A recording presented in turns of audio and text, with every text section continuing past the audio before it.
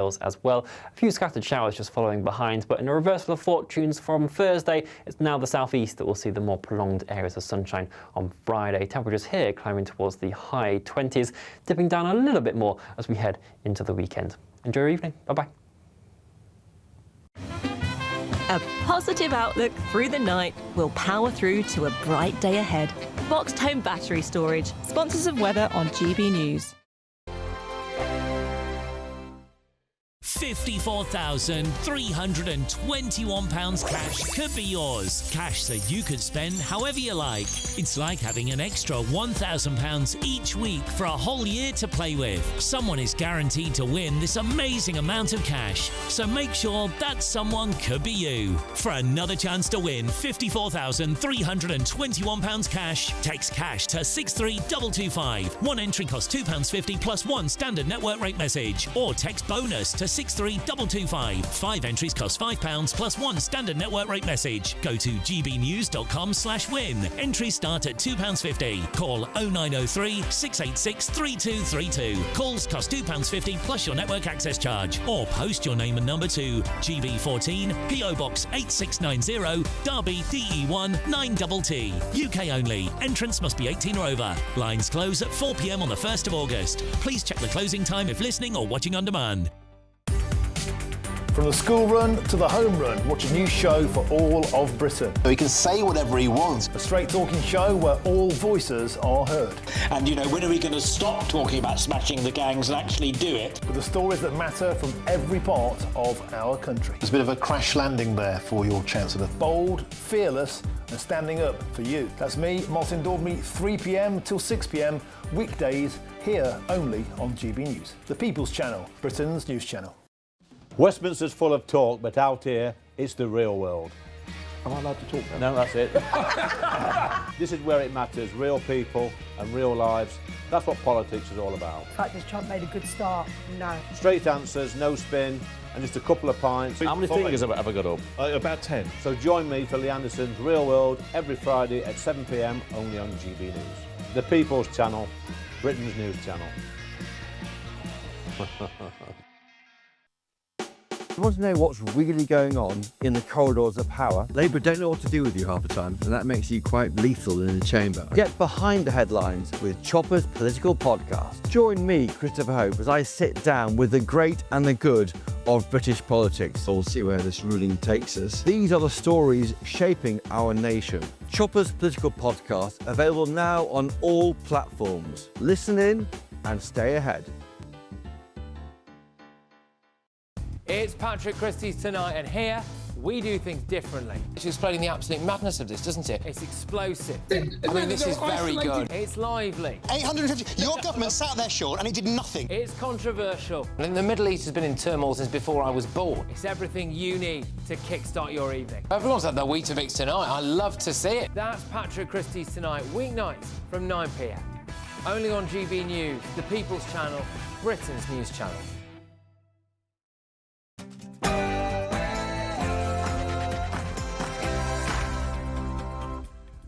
It's 9 p.m. I'm Patrick Christys. Tonight. You were told the agent to stop the booking. Guests have been turned away from Britain's newest migrant hotel. I'm here today because I've been waiting nearly 19 years. I'm homeless with 4 children, and I've been up the housing several times, many years. But there's no room for homeless locals. Meanwhile, if these are locals, why are they getting in a police car? Why are they getting in police cars? Why don't they just go home if they're local?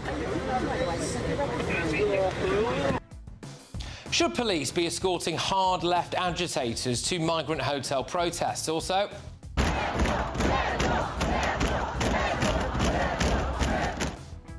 huge anti-Zelensky protests erupt in Ukraine, plus will always be able to justify death and cruelty, and it does indeed start young. There are now calls for James O'Brien to be sacked by LBC.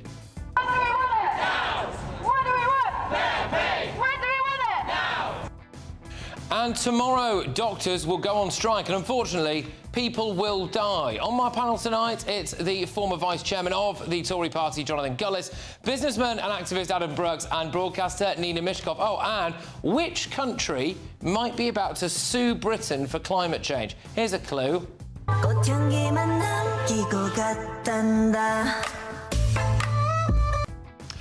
All that and more, 9 to 11 p.m. And don't forget that 11 p.m. until midnight, it's Late Edition, the first look at all the papers, what's inside them, and any breaking news as well. So get ready, Britain. Here we go.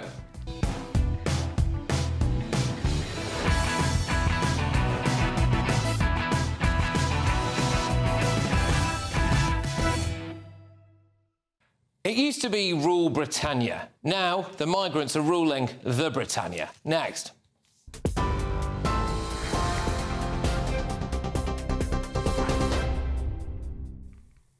Good evening, it's 2 minutes past 9. I'm Katie Bowen in the GB newsroom. Essex Police has issued a dispersal order in Epping following a series of demonstrations outside a hotel believed to be housing asylum seekers. It comes as the police force has denied it bussed counter-demonstrators to and from a protest outside that hotel last week. The force said it did escort some people away from the Bell Hotel in Epping for their own safety, but any claims about the deliberate use of counter-protesters are categorically wrong. A series of demonstrations have taken place outside the hotel after an asylum seeker was charged with sexual assault earlier this month.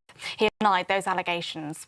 10 anti-migrant protesters have been arrested on charges of disorder following scenes police have described as mindless thuggery.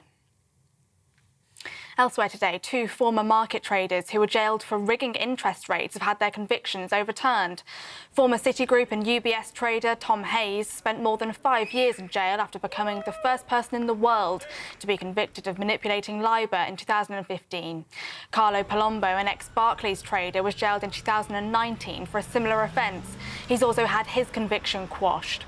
The Supreme Court ruled that there was ample evidence for a jury to convict both men had it been properly directed by the judge, but it had not, therefore undermining the fairness of the trial. 2 children and a woman died in a shooting in County Fermanagh, police in Northern Ireland have confirmed. A 4th person, a man, remains in a serious condition in hospital after the incident in the Dromere Road area of Maguire's Bridge. All 4 people are members of the same family, police said. Superintendent Robert McGowan confirmed all 4 suffered gunshot wounds. Officers remain at the scene, which has been cordoned off. The Israeli aid system is inhumane, ineffective, dangerous and fuelling instability. Those were the words of the UK's ambassador to the UN, Dame Barbara Woodward. President Trump has spoken to Benjamin Netanyahu, the Israeli Prime Minister, about the deteriorating humanitarian situation in Gaza. It comes as more than 100 aid agencies, including Oxfam and Save the Children, have issued a joint statement warning that mass starvation is spreading across Gaza, despite Israeli denials. Israel has dismissed reports of numerous Palestinian deaths from malnutrition as propaganda. A UN Security Council meeting has taken place today on the situation in the Middle East. Representatives from Ukraine and Russia met in Istanbul for peace talks today, with the head of Ukraine's delegation saying that Kyiv is ready for a ceasefire now. Russian state media has reported that the 2 countries agreed to exchange more prisoners, including military and civilians. The White House is saying tonight that President Trump wants to reserve the authority to make decisions on sanctioning Russia himself. And the King and Queen attended the annual Sandringham Flower Show today, viewing winners in flower arranging, vegetable produce and baking. The show has been held for the past 142 years on the King's Norfolk Retreat. The Sandringham Flower Show, organised by some 15 to 20 local volunteers, sees about 20,000 people visit annually. Those are the latest GB News headlines. Now let's go back to Patrick. For the very latest GB News direct to your smartphone, sign up to News Alerts by scanning the QR code or go to gbnews.com/alerts.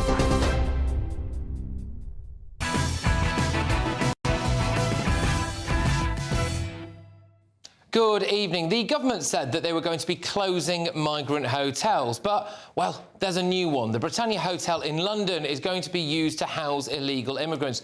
We've actually got the latest from this evening outside that hotel.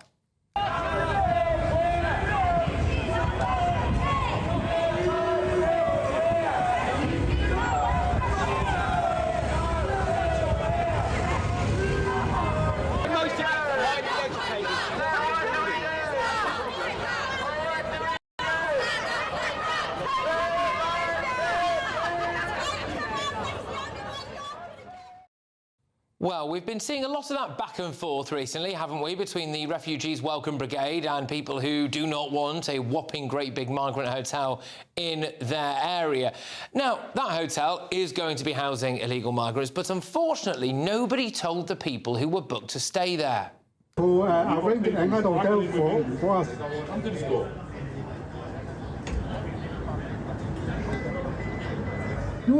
You are told the agent to stop the booking. You've got to feel so sorry for those people. That's really low, isn't it? They've booked to come and stay somewhere and they get there and it's shut. And nobody seemed to consult the staff who worked at that hotel either, because apparently they've now been left in the lurch. The left-wingers seem very quiet about workers' rights when it comes to people who lose their jobs at migrant hotels, though, don't they? As news got out, people started to turn up to protest. There's a lot of people. Here's something I think that you'll find really interesting. We went to the Home Office and we asked if it was going to be used as a migrant hotel, and they flatly refused. They said no. They said, no, it's not happening. It's not happening. Well, that was not true. Pictures emerged of people taking beds in and sheeting for new arrivals, and then later that day they admitted that the hotel could now be used as an overflow facility. It's a 4-star hotel. It will cost about £500,000 a fortnight to rent out the whole thing. There are British people in that area who say that they need help and that they're not getting it, like this woman who turned up to say her piece. I'm here today because I've been waiting nearly 19 years. I'm homeless with 4 children, and I've been up the housing several times, many years, and they turned around and said they've got no properties, they've got no room for me. They shipped me out to Ilford about 5 months ago.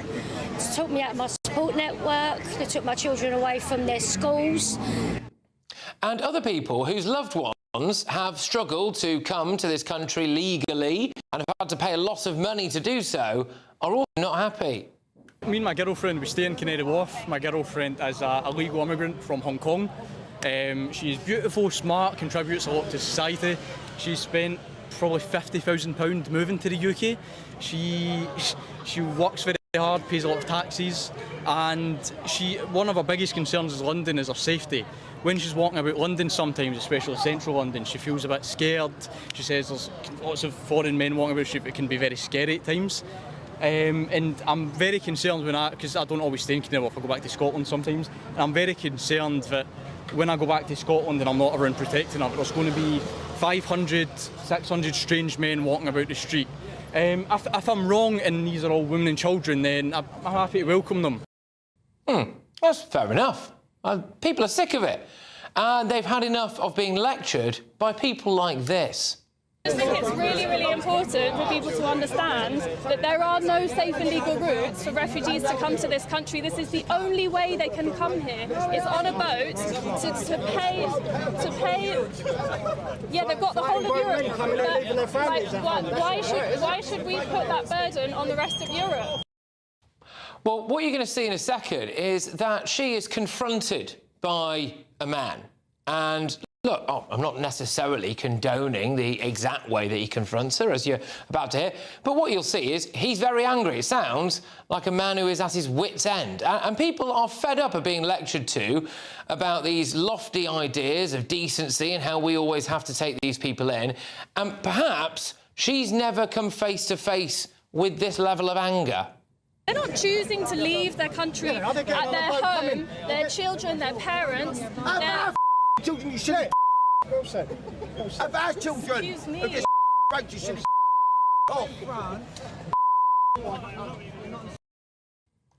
Well, there you go. You can just tell she's never been confronted like that before, can't you? Which is interesting. But nobody sent the message out to the Tower Hamlets Labour Party. They're about how people on the ground are feeling. Here's what they said. We are appalled that some right-wing extremists are seeking to use this moment to stir up racial hatred against refugees and other migrants too. And we stand with the overwhelming majority of decent people here in Tower Hamlets who will reject their divisive politics, just as our borough rejected Mosley's black shirts in the 1930s and the BNP in the 1990s. And see, I think that's the problem, because are they comparing people like that Scottish lad we just heard from, or a couple of the other people, that ladies on the housing waiting list for many years? Is she comparing them to Mosley's black shirts of the 1930s? I don't think people deserve to be called that, do they? Now, it seems to be the mindset, though, doesn't it, of the current party of government. I mean, here's what Sir Keir Starmer thinks about housing for illegals. What other accommodation, precisely, are you planning to take over to provide temporary accommodation for families? Oh, there's lots of housing in many local authorities that can be used, and we're identifying where it can be used. He then couldn't go on to tell you where any of it actually was, really. I don't think this can go on much longer. Let's get the thoughts of my panel. We have got the former Vice Chairman of the Tory Party, Jonathan Gullis, businessman and activist Adam Brooks, and journalist and broadcaster Nina Mishkov. Thank you very much. Jonathan, I'll start with you. The scenes at that Britannia Hotel, firstly, we were told it didn't exist, that it was not going to be used for migrants. Then it turns out it is. So there appears to be some level of deception there. Look, the British people are sick of being treated like mugs, and as you say, it was abundantly clear what this hotel was going to be used for. Another Britannia hotel chain like the one we had in Stoke-on-Trent, where women who were fleeing domestic violence were turfed out to instead house illegal migrants directly opposite a railway station that has, on average, 6 million people go through it each and every year, the gateway to our city as a tourist destination. On top of that, we've also got the ugly reality that people are going to be getting 3 meals a day, they're going to be having a nice, safe roof over their head, and obviously dentist access, GP support and whatever else. And quite frankly, and rightly, the British people are sick to the back teeth of being treated in this manner, and I understand why there is widespread anger, because we came in under this Labour government with a big promise to smash the gangs. They're up by 50% in terms of small boats crossings, over 23,000 so far. We haven't even hit the peak of summer. God knows what it'll be like before the government comes back after recess. And ultimately, it's time to get tough, it's time to get radical, it's time to detain, it's time to deport, and it's time to look at alternative accommodation. And as I've said before, tents are a very good option, which we should put in fields somewhere. All right. Adam, your thoughts on the Britannia Hotel situation? Look, it's another complete sellout of the poorest people in that area and the taxpayers. You know, that is luxury compared with what a lot of people in this country have to live by. People that cannot afford to give their kids a good breakfast, yet they're going to have a buffet 3 times a day. What I would do is urge the local shopkeepers around there to be very careful of theft, because local people around my area have told me how much shoplifting is going on from our local migrant hotel, and I would urge women and children to be more vigilant about their movements in that area of East London. There is no getting away from the link between behaviour from the people put in these hotels and what people are fearing. The country has had enough. Greece now is putting up the barricades. Greece I think they're detaining people now, yep. Greece. Other countries are getting hard. Denmark, Sweden. People are leaving. Why are we getting more? Why are we encouraging these people more when other countries can be more hardline? There are also aspects of it, Nina, which I just find really disrespectful. There was a chap there that we showed you who had booked a room at that hotel. There was another clip as well that I saw from someone, I think it was from Hong Kong. They said, same thing, they were coming for a holiday and they've booked in there, they've done it through a travel company, they arrive and they're just told by security, no, we're shut. And the staff at these hotels are very often laid off. We're not exactly sure about the staff at the Britannia, but we know that at other hotels they've just been sacked on the spot. So, I mean, that's very disrespectful to people, isn't it? It is disrespectful to people and it shouldn't happen. But the reason why there is so much fuss there is precisely because it's happened via social media that the people from Epping were going to be shipped into the Britannia Hotel. That the Britannia Hotel, which charges 400 odd quid a room, was going to be used for that. Well, it's not going to be used for the people from the Epping Hotel. That's been made... I corrected that earlier in the day yesterday. Well, yeah, you did, but the thing is that was before, you know, what you said and other people. So that was just the usual sort of hysteria fired up by social media. Added to that, the government, I believe, has negotiated a rate, if they're going to be using it, of £81 a night. Brilliant. Well, no.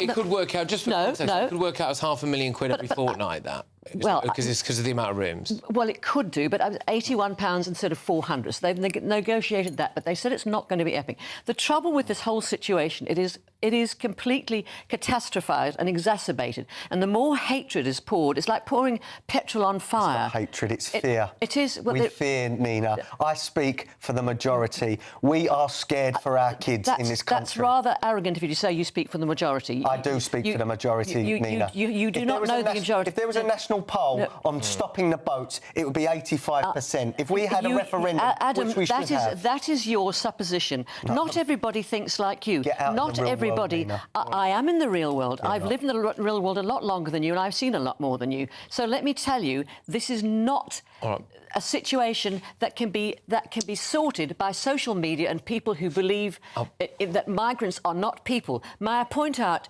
look at humanity and compassion as opposed to aggression. OK. All right, well, Jonathan, I'll bring you in on this because there are a couple of things from that specific hotel that really stood out to me. So you've got a lady there who says that she's been on some kind of housing waiting list for the best part of 19 years, 4 kids, her whole life's been turned upside down.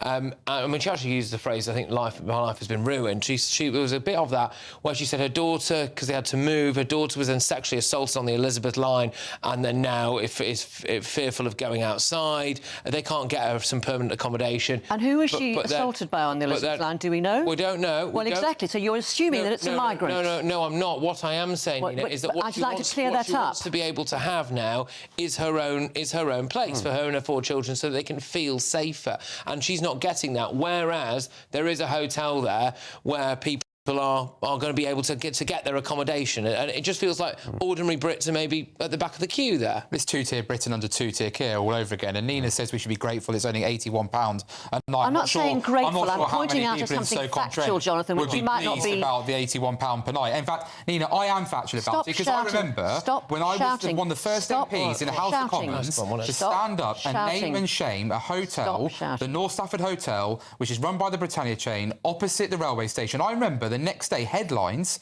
being, oh, this is disgraceful to name hotels. It's an utter shame that put the danger of migrants at risk. What about the fact that Baroness Casey's audit has said that more and more child rape gangs are filled by illegal migrants committing these crimes? What about the 14-month pathetic sentence that a 27-year-old Eritrean illegal migrant did after assaulting a 19-year-old girl with special education needs? What about the fact that 34% of all sexual... I'm not shouting. It's a pathetic attempt to try and get some It's not a pathetic attempt. It's true. You are shouting. 34% of sexual convictions in this country are committed by aggressive. foreign nationals, when actually they make up 11% of the population. It's not a good look, Jonathan. It is a serious danger. No, again, this is some pathetic attempt to try and make out that I've been unfair and cruel to you and you're a victim of something, when actually I'm not saying that. I am not saying that. My ears are sore, that's all. Being taken advantage of. I will say that the people watching through these cameras now will be cheering you on, Jonathan. Well said, thank you very much. And there will be lots of people who are sitting there saying 2 guys shouting at 1 woman. This is exactly what you wanted to frame it as, and it's boring and predictable. I'm not framing anything. I'm pointing out the truth. Let's not veer into the realms of the personal on this, because there's a very serious matter. I'll tell you what is a really bad look for the rest of the world, for us, for the rest of the world, that tourists from different countries are coming here thinking they're coming here for a nice holiday or a trip, and they cannot get in their hotel because we have got foreign immigrants in that hotel. That sends a message to the world. There are no foreign immigrants. There are no foreign immigrants in that hotel. There are none. What are they then? So what are they going to be then, Nina? Are you making the point that they're going to be? Right. So they've shut it. But they are not foreign... But what have they... OK, you Nina, just said... Why have they shut it, Nina? I have no idea. We don't know that yet. Well, but you said there were foreign immigrants in the hotel, and they are not. That was a lie. OK. All right. Well, look, we've got a Home Office spokesperson said that the government was, quote, making strong strides to deliver a more sustainable and cost-effective asylum accommodation system. This includes ending the use of hotels, testing new locally led models, and working closely with local authorities and other departments to ensure a fairer, more efficient approach. Our use of any property or Home Office-owned site will be used in line with the permissions set by planning permissions. Right, well, there we go. Yes, loads more coming your way this evening, and there are just 2 weeks remaining, however, for our current Great British giveaway. Your chance to win an incredible £54,321 in tax-free cash. Here's how you can be in it to win it. £54,321 in tax-free cash really could be yours. But what's it like to be a big Great British giveaway winner? I'm Paul from Sheffield. I was the winner of a very nice motor home and £5,000 in cash off GB News. Yeah, he just pinged up money in, 5,000, and I'm like, wow, I have actually won this competition. It has changed my life. It's given me stability and it's given me something to look forward to. Anybody can win. I never thought I was going to win, and I did. So thank you, GB News. Lines close on the 1st of August, so make sure you don't miss out. For another chance to win, text cash to 63225. One entry costs £2.50 plus one standard network rate message. Or text bonus to 63225. 5 entries cost £5 plus one standard network rate message. Go to gbnews.com/. Entries start at £2.50. Call 0903 686 3232. Calls cost £2.50 plus your network access charge. Or post your name and number to GB14 PO Box 8690 Derby DE1 9TT. UK only. Entrance must be 18 or over. Lines close at 4 p.m. on the 1st of August. Please check the closing time if listening or watching on demand. Good luck. Good luck. Coming up, have you seen the latest economic figures? The Treasury's coffers are empty, government debt is soaring, and now the boss of Goldman Sachs has slammed the Chancellor's non-dom tax rate. So, has Labour really crashed the economy? But before that...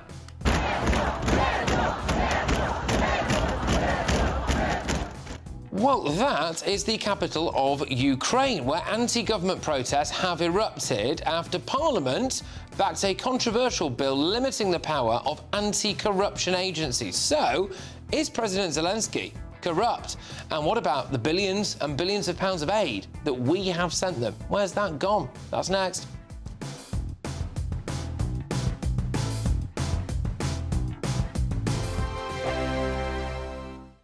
Britain was once the envy of the world. But look around. A nation that no longer knows what it is or where it's going.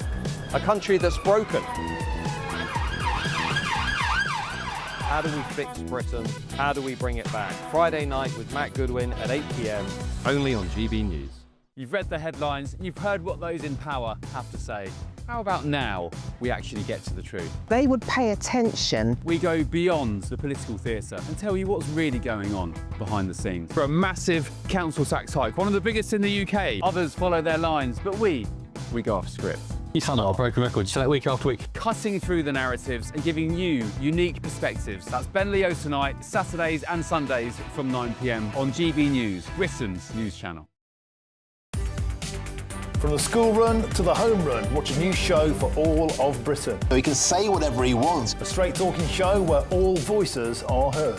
And, you know, when are we going to stop talking about smashing the gangs and actually do it? With the stories that matter from every part of our country. There's a bit of a crash landing there for your Chancellor. Bold, fearless and standing up for you. That's me, Martin Daubney, 3 p.m. till 6 p.m, weekdays, here only on GB News. The People's Channel, Britain's news channel. At GB News, we love to hear from you, our loyal community. So drop us a line at gbnews.com/yoursay. There you can talk to each other and also to the presenters live on air. gbnews.com/yoursay, because GB News is your channel, Britain's news channel. At GB News, we are proud to stand for you, for the Britain you love, for the communities you live in. That's what makes us the fearless champions of Britain. Its voices and its values. Because we, at GB News, the People's Channel, Britain's news channel. Hi, I'm Michelle Dewberry, and my show is your opportunity to cut through all the noise and dive in headfirst to some robust debates. Ideas clash. Situation, No, isn't it? no, Because the failure is... You're deliberately avoiding my point. Nothing's held back, And if you think this is the end of it, wait for more. and we do not shy away from the difficult stuff. Sometimes I want to shake people and say, if only you understood. So join me on Jubes & Co. weeknights at 6 p.m, only on GB News, Britain's news channel. In the GB Newsroom, we bring you the news as it happens. With our team of dedicated journalists across the UK, we're ready to keep you up to date with what's happening every half an hour, every single day. Bulletins here on GB News. the People's Channel, Britain's news channel.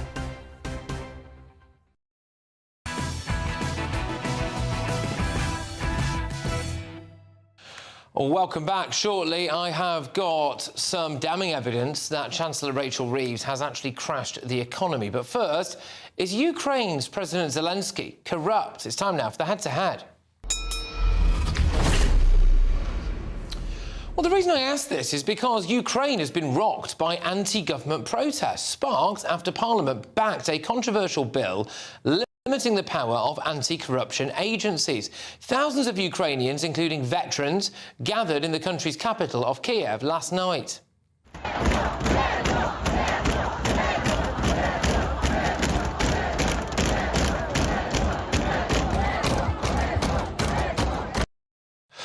Although it's the first significant protest since Russia invaded the country in 2022, Zelensky's opponents have long raised concerns about him centralising power under the guise of wartime necessity. There are also now massive questions over the billions and billions of pounds that the UK has sent to Ukraine. Successive governments have given Zelensky a massive 18 billion quid, 13 billion in military support and 5.3 billion in non-military support. So tonight I'm asking, is Zelensky corrupt? Going head-to-head on this now are the former British Army spokesperson Major Mike Shearer and the staff writer at The Spectator, Sweetlana Morinette. Thank you very much, both of you. Great to have you on the show. I do really think this is a topic that is going to split my viewers and listeners quite a lot. So, Sweetlana, I'll start with you. Do you think that Zelensky's corrupt? No, this scandal is the internal issue about Zelensky's office trying to take control over the independent anti-corruption institutions. It is not about the aid that Ukraine received, because most of the aid was given to Ukraine in weapons, not in money. This is the internal problem, and I think this is the largest mistake Zelensky made in over 3 years of the full-scale war, because he betrayed the trust of the Ukrainian people and their support, because they feel that he's returning Ukraine 10 years backwards, before the Euromaidan revolution, when we had the former president Viktor Yanukovych, whose government was stealing and not being punished for it, and Ukrainians ousted him from the country. And they feel that right now the history could be repeated, that by this law, Zelensky's team will be allowed to steal, and his prosecutor general appointed by Zelensky last month will be allowed to take the cases from the formerly independent corruption bodies and shut them down. This is the problem, and this is what Ukrainians are protesting for. And yesterday they were hoping that Zelensky would veto that law, and he didn't. OK, all right, so I understand that. I think you're trying to make a couple of points in one there, which is firstly, maybe us Brits don't have to worry too much about where our aid has gone, because a lot of that is military. However, there are other issues involving corruption at play here, which is, and I'll put that to you, Major Mike, you know, why would you want to introduce a law that meant that you couldn't really be prosecuted for corruption unless you were doing some dodgy stuff? Well, look, I've agreed with actually quite a lot of what I've just heard there, but let me lay out the case. First of all, Zelensky is a democratically elected wartime leader. He took over from Yanukovych, which was a pro-Russian and very corrupt, very obviously corrupt man, which is why Zelensky got in.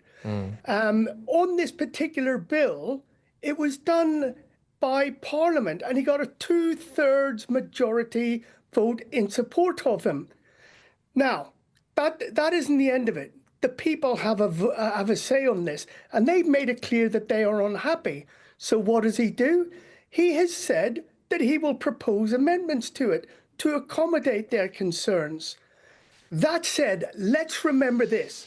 Let's remember he has a ruthless enemy in Putin. So the FSB, who are the previous new name for the KGB, which Putin was a colonel in, secret police, the GRU, the military intelligence. These two organizations, they deal in espionage, sabotage, murder. They trade in lies, disinformation, malinformation. They compromise, bribery. They are global in their reach for what they do. including assassinations everywhere. And let's not forget the UK assassinations. All right. Wait, just one little bit. The umbrella incident in the Cold War on Westminster Bridge, the double agent Litvinenko for the polonium murder. I think we found this chap in a suitcase, and he eventually died, I think, in St. Thomas's, and more recently in Salisbury. Right. So I think we've got to accept this man for who he is. I do understand that, but it wasn't Vladimir Putin who brought in these new laws that would have enabled, or would enable, Svetlana, certain Ukrainian officials to be corrupt and get away with it. Could you just emphasise for us, what are these laws? Why are people so angry with Zelensky? Just shortly, I will add that Zelensky is doing well in defending the country against Russia. Doesn't justify him introducing this kind of laws. And Ukrainian parliament right now is completely controlled by Zelensky's office. And yes, he has the majority, but those majority is supported by the former pro-Russian parties that currently remain in the office. So about this bill, it gives the prosecutor general, who was appointed by Zelensky 1 month ago, the power to take the cases from Ukrainian anti-corruption bodies, independent anti-corruption bodies, to take the cases about the corruption among high-ranking officials and to transfer them to somewhere else or to shut them down. And Ukrainians are getting angry about that. Because he is the only one who will be taking control over that. And I'll just give, sorry, we're a bit pressed for time, but I'll just give Mike the final word on this, because I get that there's a war on, OK, and I don't want to try to downplay that, Mike, but if we try to introduce some of those laws here, can you imagine the outrage? That would be seen as, good grief, it's kind of Banana Republic territory, but that's happening on a country that is a major British ally. Well, look, the two organisations that he's took under his control, one was an investigative organisation, the other was prosecution. And my understanding is that one of the leaders, or certainly seniors in one of those groups, was found to be corrupt. So I think he's done a quick fix and said, look, until I got time to work this out, I'm bringing you under the government. And he has said to the people, I hear you. I'm going to make amendments to what I've said. Let's see what he does before we sentence this guy. All right, both of you, thank you very much. I know our viewers and listeners will have their own views about all of this at home, so the debates will be raging on the sofas across the country as we speak. But Svetlana Morinet there, who is a staff writer at The Spectator, and former British Army spokesperson Major Mike Shearer. Right, lots on, and yeah, this has gone kind of underreported, but tomorrow, a bit of this happens.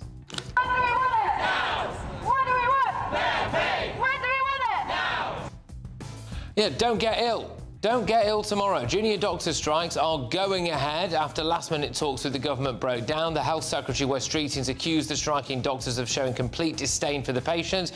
I think it's impossible that people won't die as a result. But before that, the Treasury's coffers appear to be empty, the government debt is soaring, and now, in a hammer blow for Rachel Reeves, the boss of Goldman Sachs has slammed the Chancellor non-dom tax raid. We're going to have a look at all that next. Be nice to escape the grey. Clear skies, here we come. As clear as our travel insurance. All Clear Travel Insurance sponsors GB News Travel Destinations Forecast. If you or anyone you know is heading further afield to find some warm weather during the next few days, it will be hot in Italy and Greece. Breezy for the Canaries as well as Madeira. It's also unusually breezy through parts of Spain and Portugal, with an area of intense thundery outbreaks through Mallorca and more especially Menorca. But it's southern Italy where we're going to see temperatures rise to unusually high values over the next few days and into the weekend. All Clear Travel Insurance sponsors GB News Travel Destinations Forecast. Hello there, and a very good evening to you. This is your GB News weather update provided by the Met Office. Lucky few of us have managed to see some sunshine today, but generally there's been a lot of cloud across the UK. Into this evening, though, we should start to see that cloud break up a touch more, and there will be some clearer spells developing. The showers that we've had around today as well, generally fading away for many of us, though lingering across the far north of Scotland. A few mist and fog patches are possible, but generally it's going to be a mild night. Temperatures ranging between 14 and 17 degrees Celsius as we start off Thursday morning. Those showers will still be in play tomorrow as well across the far north of Scotland, particularly the Northern Isles around the Moray Firth, tending to be on the light side, and they'll steadily move their way eastwards as we move throughout the day. Central southern areas of Scotland and Northern Ireland getting off to a drier start with some sunny spells poking through, and reasonably similar for Wales and western areas of England. But you will just notice this rain area in the far east, and that's going to slip its way across parts of East Anglia, down towards the home counties in London, and eventually parts of Sussex and Kent as well throughout the day. So fairly damp and wet one to come here. The brightest and sunniest of skies reserved for those further towards the west, and here it should be dry and pleasant. And quite warm in that sunshine as well. Temperatures peaking around 24, maybe 25 degrees Celsius in places, 20 to 22 for parts of Northern Ireland and Scotland. As we move into Friday, we are going to see an occluded front just slip its way into the far northwest of the UK, and so this will start to bring more in the way of outbreaks of rain for Scotland and Northern Ireland first thing. It's a fairly weak affair, and it will tend to turn quite light and patchy as it steadily moves into northern England and parts of Wales as well. A few scattered showers just following behind, but in a reversal of fortunes from Thursday, it's now the southeast that will see the more prolonged areas of sunshine on Friday. Temperatures here climbing towards the high 20s, dipping down a little bit more as we head into the weekend. Enjoy your evening. Bye-bye. This is Britain's Newsroom, where your voice matters. It's just astonishing. With expert analysis and honest opinion, we don't just keep you informed. We bring you unique perspectives you won't see anywhere else. Can't argue with any of that. When the news happens, it happens here. On Britain's Newsroom, weekdays from 9:30 a.m. Only on GB News. 5 hosts, 5 opinions, 5 fearless debates, 5 unfiltered takes on the day's news. 5 reasons not to be anywhere else on Saturday night. This is the Saturday 5. You got me. You got me good there. Britain's biggest Saturday night TV show. It's not a bad brand. Yeah. Uncensored. Very, very racist tonight. On the unpredictable. What did she say? Can you translate it for us? And always entertaining. And how can a country go from being led by William Wallace Saturday nights from 6 p.m. only on GB News, the People's Channel. Britain's news channel. You're going to want to stay tuned, trust me.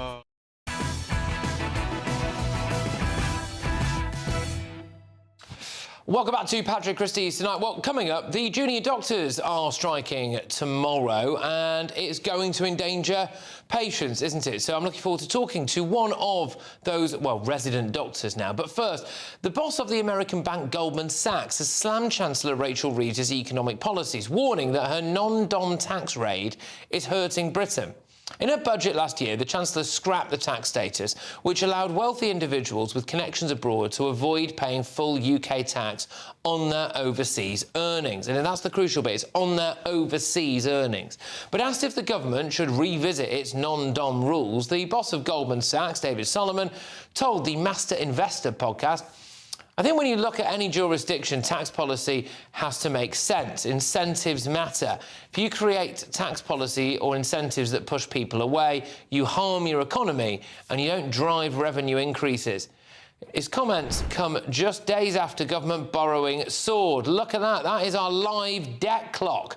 The UK national debt grows at a rate of £5,170 per second. But of course, according to the Chancellor, this is all blamed on geopolitical events. As it is today, with the uncertainties, the geopolitical uncertainties, the trade uncertainties, but also the increase in the global issuance of government debt. Take the US or Germany, for example, all of those things are pushing up government bond yields, pushing up the cost of borrowing, including for the UK. Oh, gosh, so it's not her fault, is it? Well, I'm joined now by the personal finance expert and founder of Money Magpie, Jasmine Birtles. Jasmine, thank you very much. Just zooming out for a second, one of the big things about Rachel Reeves before the last election was that she, and not my words, quote, passed the sniff test for the boardrooms at places like the big banks. They're now regretting that, I think, aren't they? Yes, I think they are. And, you know, to be fair to Rachel Reeves and Keir Starmer, both of them know what they need to do. They know that they need to make serious cuts rather than taxing. But politically, they can't do it. Their own party won't let them do it. The voters, to be honest, won't let them do it. And so, as you've just said, you know, Rachel Reeves is blaming, I mean, such a nice, easy one to blame, blaming global situations, global headwinds. And it's not that. Okay, there's a bit of that. But it's the party's actual own policies. That's what's pushing bond yields up. And bond yields, by the way, are higher now than they were during the Liz Truss. Well, quite, which is what everyone should be screaming at every single person from Labour when they say you supported Liz Truss. Well, OK, even if you did, it was better than it is now. One of the other things there, let's talk about that non-dom issue. Now, a lot of people watching and listening to this, myself included, you know, will probably... We'll never be a non-dom, maybe. You know, we might not speak in the kind of sheer wealth that maybe some of these people are dealing in. But why is it important for the rest of us if these non-doms get scared and disappear? Yes, I think it's one of those issues where you think, so what? Big rich people, who cares about them? They should pay all the tax that they should. But as you say, it actually does matter to us because although giving a friendly tax regime to non-doms means that they are paying less tax than they would otherwise, they're still paying tax and they're paying a lot of tax. If you take the non-doms and just the general rich people in this country, the top 1% of earners in this country pay a third of the tax. It's huge. So if they leave, if the non-doms leave, and as I say, it's not just the non-doms, we've got sort of rich British people as well, but the more of these that leave, and we do have a lot of millionaires and billionaires leaving. Britain is the second highest for billionaires and millionaires leaving, next to China. The more that they leave, the less lovely tax money we have, and the more we, the lower earners, have to stump up the cash later on. Yeah, and just finally, and we brought that debt clock up earlier. I don't know if we might be able to whiz it up now. I get that it's a bit of a depressing watch, this. But, yeah, 5,170 quid a second the UK national debt goes by. Is someone going to try and call that in at some point? Well, that's what governments are supposed to be doing. I mean, yeah, when you say someone call it in, that we've got a lot of lenders, China, USA, the Middle East, all sorts of pension funds, loads and loads of lenders. So, hey, you know, they might do at some point. But the thing is, when you have a huge debt like that, nobody wants to rock the boat. They'll put the price up. So that's going to be a problem. It's already a problem. It's already more expensive for us to service that debt. The interest rates have gone up. But if somebody calls it, the whole thing could collapse, really, and that's where we're at the moment. So I think, you know, it's a big problem. Well, Jasmine, look, thank you very much. Great to have you on the show. It's Jasmine Birtles, though, is a personal finance expert and founder of Money Magpie. Great stuff. Well, very serious story coming up at 10 p.m. If these are locals, why are they getting in police car? Why are they getting in police cars? Why don't they just go home if they're local? The Deputy Prime Minister Angela Rayner has warned that Britain is a powder keg. Well, the Chief Constable of Essex Police has refused to resign after his force was slammed for escorting pro-migrant, I would say, what would you call them, anti-fascist protesters, ridiculously, to a migrant hotel in Epping. Are they deliberately trying to force a confrontation? I'll reveal the damning evidence at 10, but now... What do we want it? Now! What do we want? Fair pay! When do we want it? Now! Oh, sorry. Yes, sorry, I just realised I've got my days mixed up. The junior doctor's strike does not start tomorrow. It's Friday. It's been a bit of a long week, but anyway, still, on Friday, they are going to walk out. So, yes, what do you make of that? Welcome back to Britain's Newsroom with Andrew and Beth. Hello, everyone. Patrick Christys here. I'm Michelle Duke, Britain's News Channel. Access the stories that matter to you. Take the GBNews family with you on any device. And as long as you have an internet connection, tune in to GB News anywhere on the planet or beyond. GB News, the People's Channel, Britain's news channel. From the school run to the home run, watch a new show for all of Britain. He can say whatever he wants. A straight talking show where all voices are heard. And, you know, when are we going to stop talking about smashing the gangs and actually do it? With the stories that matter from every part of our country. There's a bit of a crash landing there for your Chancellor. Bold, fearless and standing up for you. That's me, Martin Daubney, 3 p.m. till 6 p.m. weekdays, here only on GB News. The People's Channel, Britain's news channel. Westminster's full of talk, but out here, it's the real world. Am I allowed to talk now? No, that's it. This is where it matters, real people and real lives. That's what politics is all about. In fact, has Trump made a good start? No. Straight answers, no spin, and just a couple of pints. How many fingers have I got up? About 10. So join me for Lee Anderson's Real World every Friday at 7 p.m. only on GB News. The People's Channel, Britain's news channel. You want to know what's really going on in the corridors of power? Labour don't know what to do with you half the time, and that makes you quite lethal in the chamber. Get behind the headlines with Chopper's Political Podcast. Join me, Christopher Hope, as I sit down with the great and the good of British politics. We'll see where this ruling takes us. These are the stories shaping our nation. Chopper's Political Podcast, available now on all platforms. Listen in and stay ahead.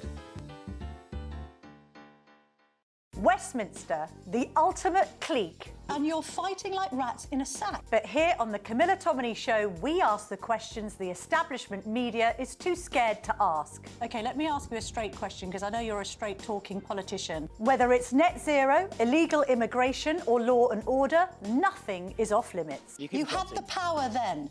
Yeah, as I And say, now you've lost it. That's the Camilla Tominey Show, a politics show that's fearless. No, let me finish my question if you don't mind, because it is my show. Sundays at 9:30, only on GB News, the People's Channel, Britain's news channel. This is Britain's Newsroom, where your voice matters. It's just astonishing. With expert analysis and honest opinion, we don't just keep you informed. We bring you unique perspectives you won't see anywhere else. Can't argue with any of that. When the news happens, it happens here. On Britain's Newsroom, weekdays from 9:30 a.m. Only on GB News.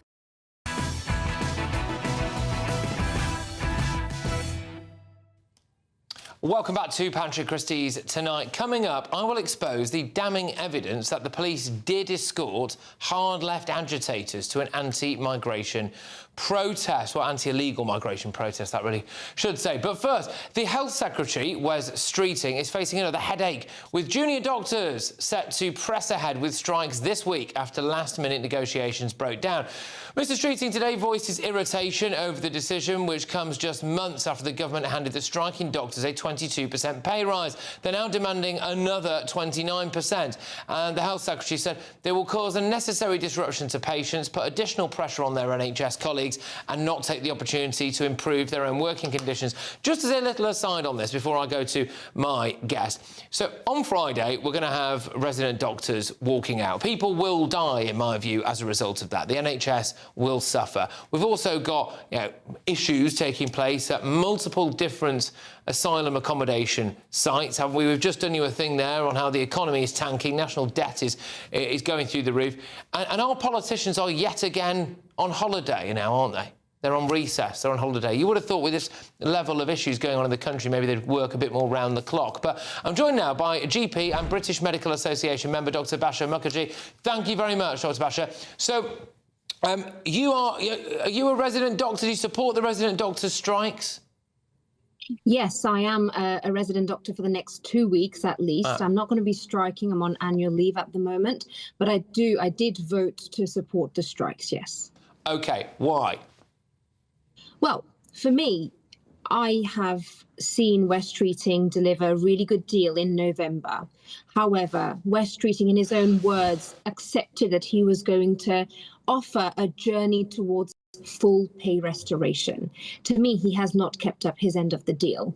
And for me, that is the biggest reason why the resident doctors are out on the, preparing to strike again. Because believe you, we don't want to strike. None of us actually want to strike. We've seen the numbers in terms of even the voters. There's been a decline in the number of people that actually even took part in this voting towards the strikes. And my worry is that have these people completely lost faith in the government, and are they now deciding to leave the country? Do you think which is a large number of doctors? Yeah, OK. But do you think it wears a little bit thin, this, though? Because it was for years under the Tories, people bashing the Tories and saying they're going to go on strike if they don't treat doctors that well. Then you got a Labour government, we'd had a big pay rise, and then now you're back out on strike again. And it is, I think, actually, is it more a case of the British public losing faith in you? I disagree with the concept that the British public are losing faith in us specifically. I think the British public have already lost their faith in the NHS overall. I think what the taxpayer is paying for, they're not getting in returns. And I'm saying this as a member of the British public myself, as a patient myself, not just as a doctor. And of course, it's very easy to then scapegoat to the resident doctors, saying that they're the reason for excess deaths, when in reality, the reason for the delayed appointments, the cancelled appointments, is overarching loss of staff across the NHS, including largely the resident doctors as well. Yeah, I mean, personally, I think it should be illegal for someone to train to be a junior doctor in Britain and then leave to go to another country for at least 10 or 15 years. I think that should be a big thing. The British taxpayer has, dare I say it, Basha, helped pay your student loan. It's a lot of money. We're very grateful to have wonderful doctors like yourself here. That's fantastic, don't get me wrong. But I do think if the British taxpayer has paid your student loan, maybe you should stick around here and at least work it off. But just on a slightly personal thing, I was a bit reluctant to do this, but I kind of feel like I have to, really. So you voted for a strike, and which you are in favour of, but you're not going to attend because you're going on holiday. Is that right? I'm not going on holiday. This is leave that I'm entitled to within my a year of working. We get 4 weeks leave. I've just happened to have taken that before the strikes were even decided upon, in fact. OK. Yeah, because last time, one of the guys who was organising the strikes was a chap called Dr. Robert Lawrenson, who did actually go on holiday during the strikes, didn't he? And it just seems to me a little bit like maybe the British public won't be that in favour of that kind of behaviour, really. Might actually at least bother to turn up to a picket line, you know? Politicians going on holiday just now. Yeah, I agree with that. We were just talking about the politicians going on holiday in the same breath. So I would argue that doctors, after working so hard in the whole year, are entitled to their leave, which they have earned. In the same breath, politicians who are also being paid by the taxpayer have had 12 pay rises in the last few years alone. So actually, and if you ask the common person, they're not happy at all with what the politicians are doing at all. So why have they been getting pay rises but not doctors? And I would argue that doctors have a bigger, more important role. Well, doctors do also get a much bigger salary. Look, hey, I'm not going to bat for MPs here. I'm pretty scathing of the current crop of MPs, don't get me wrong, but we haven't got all the time in the world to go into this now, sadly. But, I have previously crunched the numbers on things like doctors' pensions, on the opportunity for you to become a consultant in the presumably quite near future, actually. And that is pretty good money. But, hey, you do a very difficult job, so I'm not knocking that. But, Dr. Basha, thank you very much. And, I'll see you when the holiday or the strike's over. Dr. Basha Mukherjee, there, the GP, a British Medical Association member, coming up at 10. If these are locals, why are they getting in a police car? Why are they getting in police cars? Why don't they just go home if they're local? Well, the Chief Constable of Essex Police has refused to resign. Should police officers be escorting the far left to migrant protests?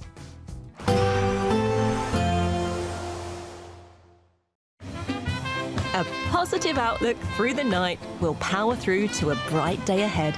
Boxed Home Battery Storage, sponsors of weather on GB News. Hello there, and very good evening to you. This is your GB News weather update provided by the Met Office.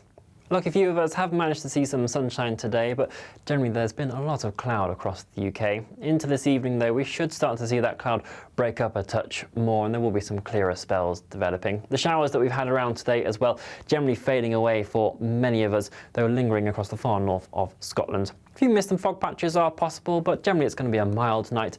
Temperatures ranging between 14 and 17 degrees Celsius as we start off Thursday morning. Those showers will still be in play tomorrow as well across the far north of Scotland, particularly in the Northern Isles around the Moray Firth, tending to be on the light side, and they'll steadily move their way eastwards as we move throughout the day. Central southern areas of Scotland and Northern Ireland getting off to a drier start with some sunny spells poking through, and reasonably similar for Wales and western areas of England.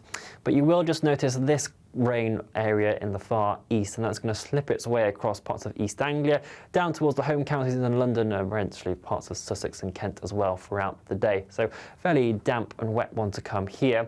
The brightest and sunniest of skies reserved for those further towards the west, and here it should be dry and pleasant. And quite warm in that sunshine as well. Temperatures peaking around 24, maybe 25 degrees Celsius in places, 20 to 22 for parts of Northern Ireland and Scotland. As we move into Friday, we are going to see an occluded front just slip its way into the far northwest of the UK, and so this will start to bring more in the way of outbreaks of rain for Scotland and Northern Ireland first thing.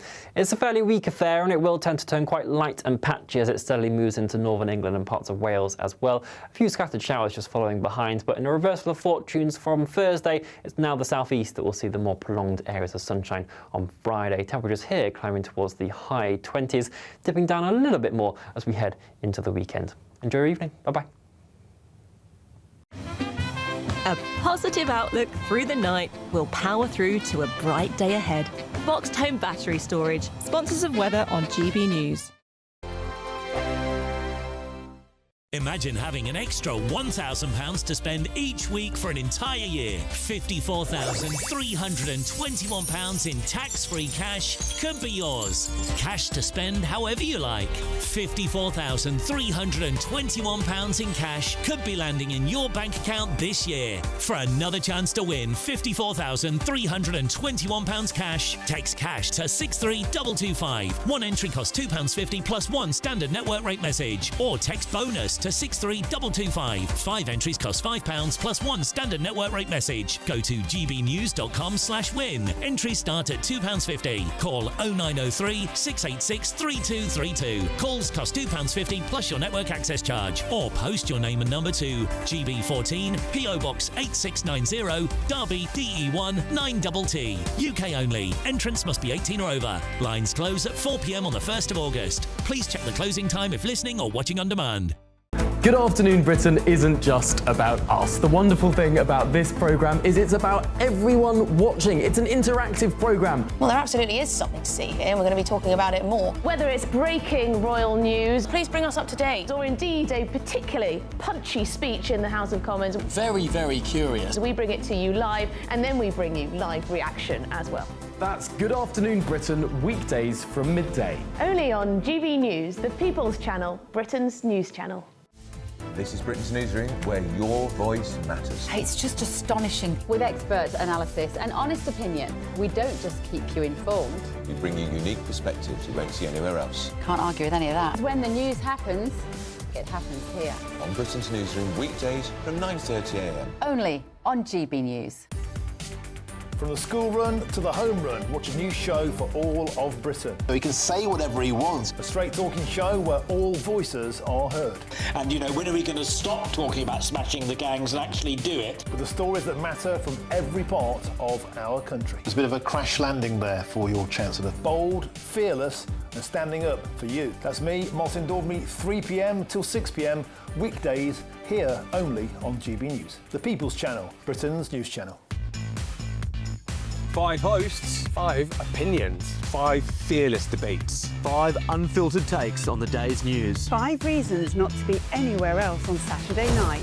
This is the Saturday 5. You got me good there. Britain's biggest Saturday night TV show. It's not a bad brand. Yeah. Uncensored. Very, very easy tonight. On the unpredictable. What does she say? Can you translate it for us? And always entertaining. And how can a country go from being led by William Wallace Saturday nights from 6 p.m. only on GB News, the People's Channel. Britain's news channel. You're going to want to stay tuned, trust me.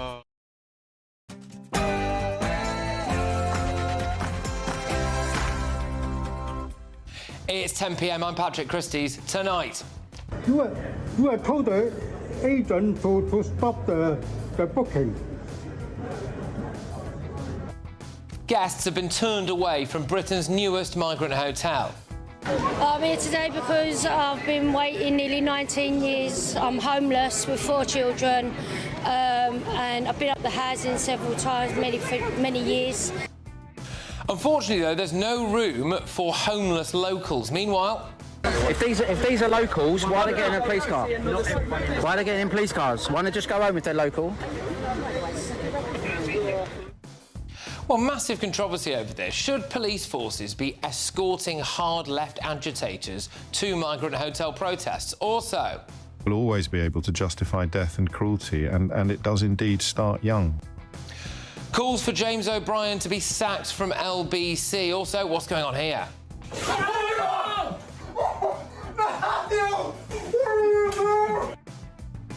I guess a pair of influencers prove that love is blind. On my panel tonight is the former Vice Chairman of the Tory Party, Jonathan Gullis, businessman and activist Adam Brooks, and broadcaster Nina Mishkov. Oh, and which country might be about to sue Britain over climate change? Here's a little clue.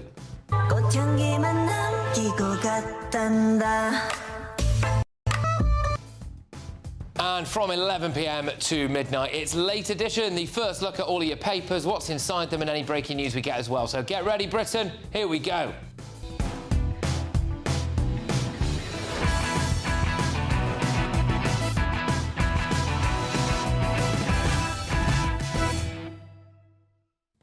Are the police trying to manufacture some carnage? Next.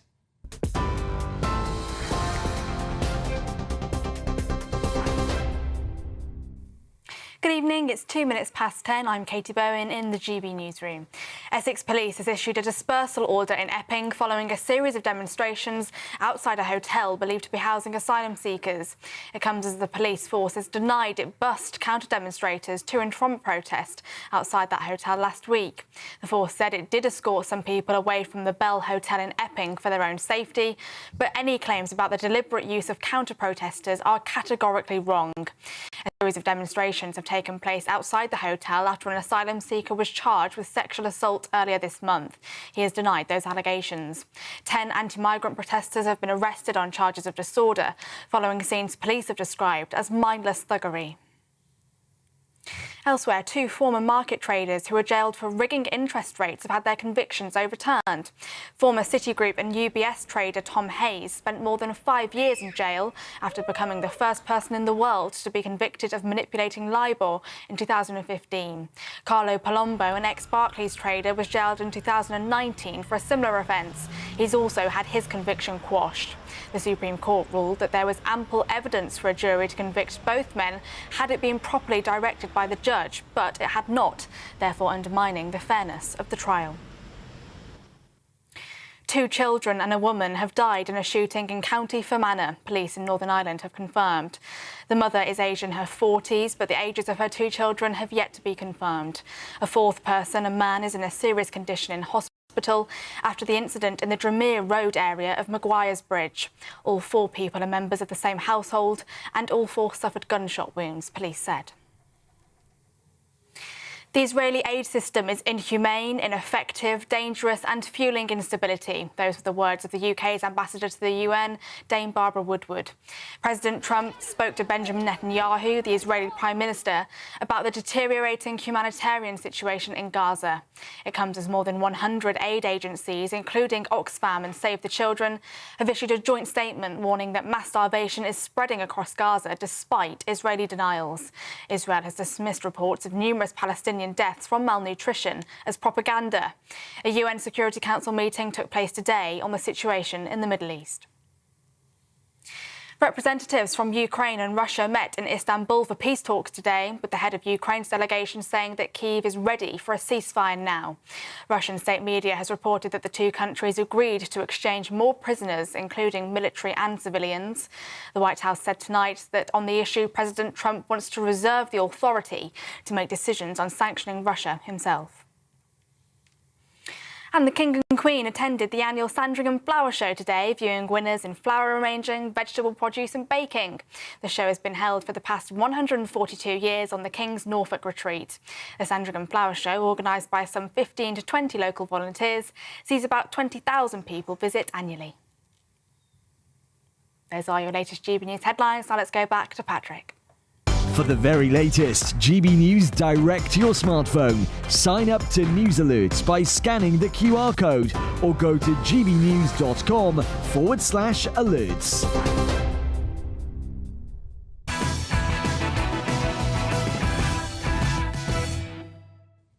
Good evening. Today it was revealed that police escorted hard-left demonstrators to a peaceful protest outside a migrant hotel. Initially, they denied it, but then video footage emerged.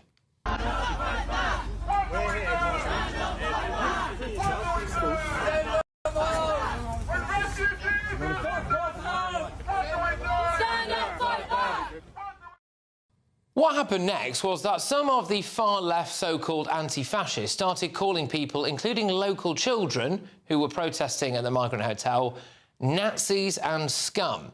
Angela Rayner, the Deputy Prime Minister, has told Sir Keir Starmer that she thinks there could be riots this summer over illegal immigration. Apparently that happened at the last Cabinet meeting. Well, my concern is that if police keep escorting the far left to peaceful protests by locals outside some hotels where crimes have allegedly been committed, then, frankly, there could well be riots, couldn't there? The Chief Constable of Essex Police gave a slightly weird press conference today. Our reporter, Charlie Peters, asked him if he regrets police escorting the hard left to the site. Knowing that these groups will confront each other and generate that hostility, which then leads to sparks of violence that has played out. Is that a regret from your force that you didn't keep them further apart? It's not for me to comment and to try and criticise or indeed to examine that operation. We made 10 arrests. We have managed to ensure that those who are, as I said at the beginning, lawful and legitimate, were there peacefully protesting. And there were many of those, many more of those, and I want to stress that, they were able to do that. Sorry, what does he mean? How can it not be for him to comment? That's his job, isn't it? Why did he call a press conference about that issue? He's the Chief Constable. Seems very odd to me, but just look at how the left-wing media ask questions. Westwood Times Radio. Thank you. Just in your comments about remarks people acting responsibly, that sounds like a challenge in effect to Nigel Farage, the leader of Reform UK, that he should perhaps reconsider any comments that he might make in future. Is that the correct understanding? No, not at all. I am just saying, from a policing perspective, you know, it is not for me to silence or to try and mute any legitimate voice, elected or otherwise, in that. That is not the policing space. So Times Radio, they looked at the situation that's going on where locals are very, very concerned up and down the country about alleged crimes being committed by some of these asylum seekers, and they thought that the killer question was to ask about whether or not Nigel Farage had been whipping it up. What else have we got next here? Shivani Sharma, LBC Radio. Beyond asking people to think twice about spreading misinformation, are you actually going to do anything to clamp down on political leaders or members of the public who are stoking tensions, some of them even inciting violence online? Well, it's not the police's job to clamp down on elected politicians. You know, freedom of speech is as important to a protester as it is to government and to any person who wants to have a view. Well, that LBC there, chiming in, again, going off that all politicians have been whipping up the hate, have they, people's misinformation online? OK, what about some of the realities that we're seeing there? I mean, The Sun ran a fantastic investigative article, didn't they, saying that 1 in every 100 people at migrant hotels around the country have been wanted for some kind of crime. I mean, do they want to ask questions to a police officer about that, maybe? I believe we've got someone else here now as well. BBC. Thanks, mate. What do you say to a leader of a national party who's furthering misinformation about what happened last Thursday? Well, I repeat my appeal. You know, it's not for me to silence or to try and to say to people what they should or shouldn't say. My appeal to people, whether they're the leader of a national party or just somebody who's got a comment to make, is please consider the consequences in the real world of your actions. Unbelievable. You've got some very, very serious stuff that's been taking place in that area, and that was the third question that made a reference to Nigel Farage. They, instead of dealing with the real issue, they just want to try to make it the old hashtag Farage riots again, don't they? Unbelievably out of touch from several people in the left-wing media there. But, look, hey, what I will say is this. There are some people in Britain who are genuinely far right, obviously, but the overwhelming majority of people at these protests are just like these women. Kids, protect our kids! Protect our kids! Protect our kids! Protect our kids! Protect our kids! Protect our kids! Protect our loads of women shouting, "Protect our kids," isn't it? I mean, the last thing this country needs is a repeat of last year's disorder, and I really hope it doesn't happen. If people want to protest, then they should do it peacefully. I can understand, by the way, the extreme level of frustration that people feel, good grief. But I do fear that there could be violent confrontations at protests where far-left supporters are escorted to the scene by police. I mean, what then? The PM doing another speech about the far right? Hope not hate, they're getting involved again, are they? I mean, my dread, shared, as it seems, by Angela Rayner, believe it or not, is that if it does ignite this summer, I don't know if we could put the genie back in the bottle this time. Let's get thoughts of my panel, former Vice Chair of the Tory party, Jonathan Gullis, businessman, and in fact, relevant to this discussion, local Epping resident Adam Brooks and broadcaster and journalist Nina Mishkov. Well, look, Adam, I'll start with you on this one because you've been there, right? So what do you make of the slightly bizarre press conference we had earlier on there? So the police did escort people, far-left activists, to the scene, didn't they? I've been at all of the protests. Peacefully, I've spoke to officers. The first one, I actually praised them for their organisation. This one, where they escorted them from the station, I was speaking to senior officers with body cams on. I'll be all over their footage, telling them that these masked people are going to cause trouble. I was told, don't worry, we've got enough officers, it will be fine. It clearly wasn't. That night, I did a live to you saying I couldn't believe that they'd marched them down. It was always going to happen. It's like allowing Millwall and West Ham to sing at each other across the road and not think there's going to be bottles thrown or there's going to be violence. People know that. It was a miscalculation from Essex Police, and that sparked the further events. Once people see the initial violence between those two groups, right, and let's remember, Antifa, or these anti-fascists, they were masked up, and they were doing gun signals. I've got it on video. I've put it out there. They were doing gun signals at us in the opposite direction.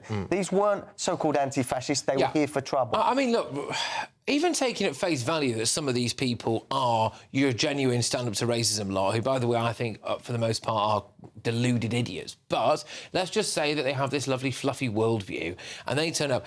Allowing those people to call kids who were there Nazis at such a tense moment is not a great idea by police forces, I don't think. No, and look, the Chief Constable of Essex Police actually at the press conference was trying to say that he was allowing the far-left lunatics the ability to exercise their human right to protest. What the Chief Constable seems to not understand is that the right to protest is a qualified human right, not an absolute human right. Absolute human right is the right to life. A qualified human right is something that you can determine if there is, for example, in policing terms, a threat to public safety, as bringing the masked-up lunatics of the left into a tinderbox situation, that you say to the far-left activists, I'm sorry, you're not welcome, because ultimately it could kick off. And overwhelmingly, these demonstrations have been peaceful and we want to keep them that way. That was a decision by the Chief Constable. What I also thought was disgusting from the Chief Constable was he said that the officers on the ground were responsible for making the decision to ferry people in from, as I say, the Antifa and Stand Up to Racism group, and said it wasn't his senior management's decision. So he's thrown his own officers on the ground who are probably fearful of doing anything wrong. Who might not actually have wanted to do it. And might not have wanted to do it. So he's thrown his own officers under the bus to save his own skin. Nigel Farage is bang on the money. This is a guy who investigated a journalist for a tweet that was a load of nonsense, and now was and kicking down doors on things like that, rather than dealing with serious crime. He should resign immediately. So we'll come on to the way that the media handled it, but Nina, let's just stick with the core issue of the day here, which is the police escorting some of these people to that protest. Angela Rayner's made the point, apparently, in Cabinet that she's worried about another summer of disorder. A decision, I think, has to be made by various police forces now, does it not, about whether or not this summer are they going to end up escorting Antifa or Stand Up to Racism to similar protests? Well, the thing is, that, as they say, the police have a duty to facilitate free assembly. And if they were to immediately censor or stop these people going, that's a political decision. That is not down to the police to make that decision. It's a political issue. But if there is a safety issue, how many of those protesters, in the first VT you showed a little while ago, they look like a bunch of mild-mannered teenage. The other ones I saw with the masking. The masking should never happen. But on the other hand, the other side, hoods and everything, So there's bad on both sides. But the basic right to protest peacefully is a good thing. But if the police were to intervene before that is a political decision and not for them to make. One thing I said, they should have been kept down at Epping Station, maybe 30 or 40 or 50 of them, what they are, with their placards. They could have got their message out. The press were there. There were independent journalists there. They could have got their message out on social media and via the media. They did not need to come down. How far is the station to the It's hotel? about a 10-minute walk. But let's that's not at the source. But let's also remember... That's not the source of where the problem. The protests before, there were several very aggressive people shouting at us Nazi scum, at children. They were calling us fascists. They were calling us racist. We were there. What were you calling them? Not you, but what were the other side calling them? Well, there was a back and forth. Well, you say back and forth, but their charge so it wasn't just the far-rights get off our streets, or fascist Nazis get off our streets. And what were the other side calling them?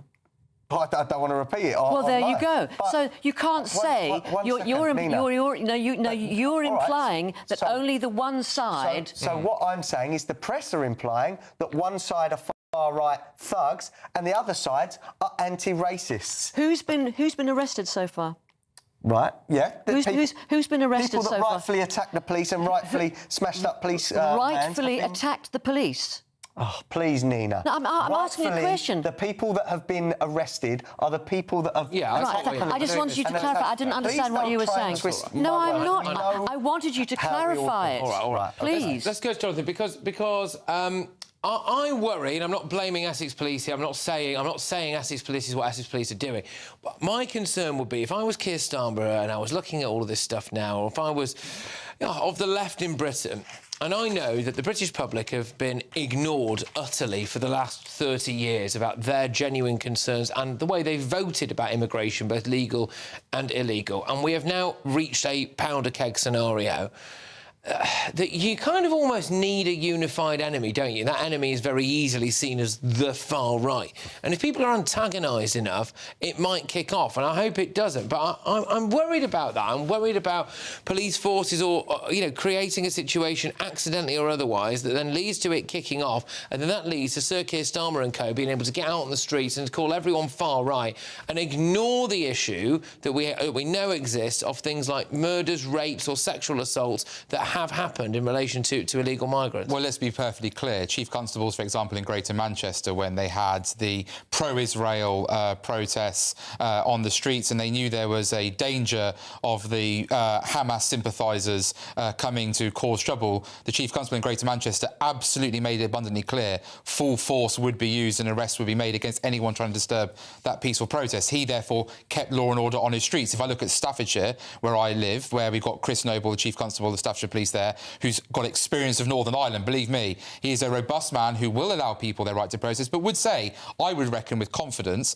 that either there's a 10-minute walk between the two protests, or indeed that one protest could go from these hours and a counter-protest could take place at other hours to deliberately avoid. I think it's fascinating, though, that we're getting briefed out from Cabinet that Angela Rayner is saying this. This follows on from when Angela Rayner also wrote to Rachel Reeves saying migrants shouldn't be allowed to get any benefits for a certain amount of time. One would argue maybe this is a shameless pitch to one day become leader. Two, it would show that Keir Starmer is desperately trying to cling on to the fact that he has some people around him who at least understand the issue, unlike him. What does it show about the media, though, that we had that press conference where, like, 3 or 4 people were asking about misinformation online, or they were talking about, like, Nigel Farage, as opposed to drilling down at the core issues of why people... Because misinformation caused the Southport riots.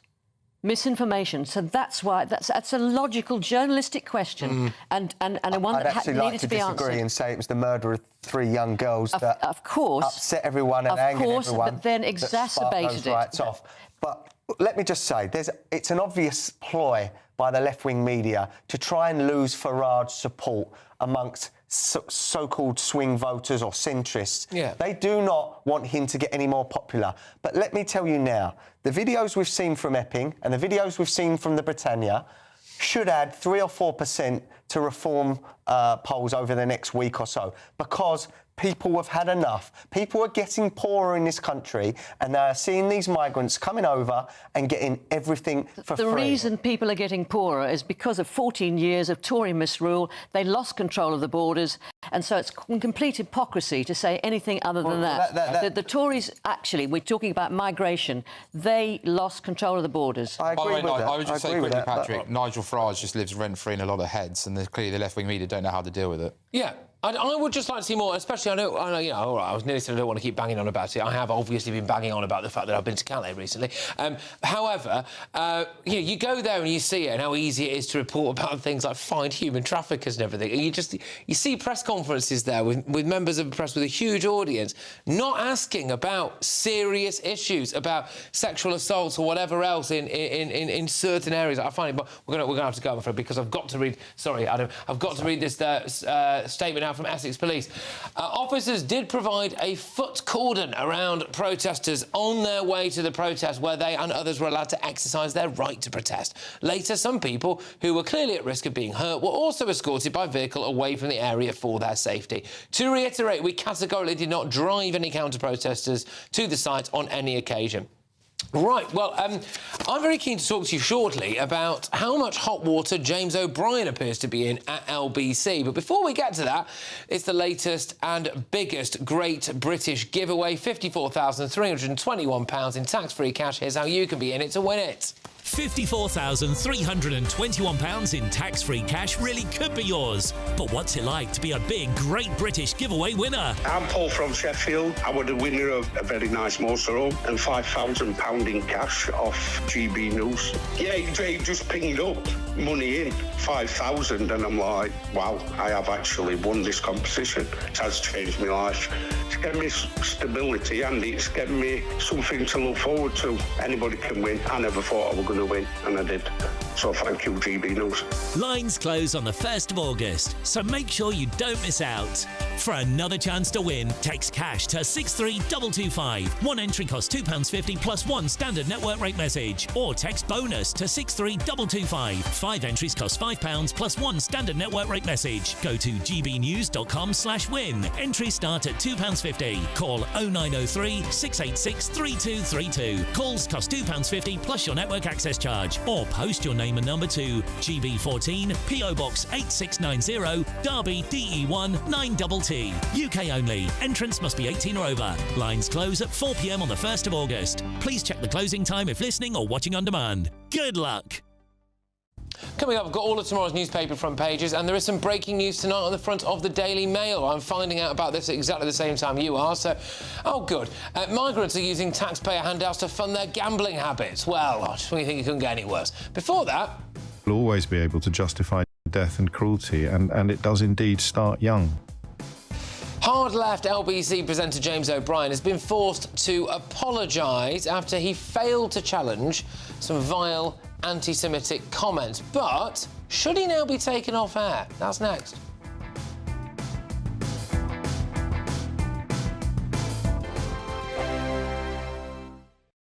Westminster's full of talk, but out here, it's the real world. Am I allowed to talk No, now? that's it. This is where it matters, real people and real lives. That's what politics is all about. The fact has Trump made a good start? No. Straight answers, no spin, and just a couple of pints. How many fingers have I got up? About 10. So join me for Lee Anderson's Real World every Friday at 7 p.m. only on GB News. The People's Channel, Britain's news channel.